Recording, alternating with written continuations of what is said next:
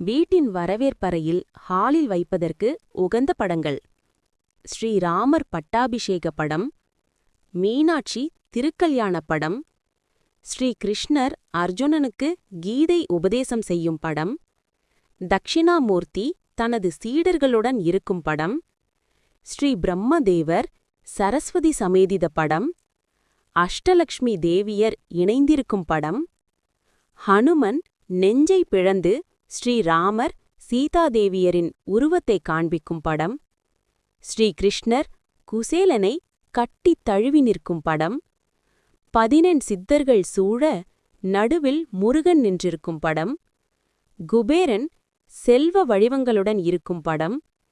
இவையெல்லாம் வரவேற்பறையில் வீட்டில் ஹாலில் வைப்பதற்கு மிக உகந்த படங்களே. நம்பிக்கை, தைரியம், சுபிட்சம், அன்பு, அறிவுரை, ஐஸ்வர்யம் என அனைத்தையும் உள்ளடக்கிய உருவங்களே இவை. அனைவருக்கும் நன்மை அமையட்டும்.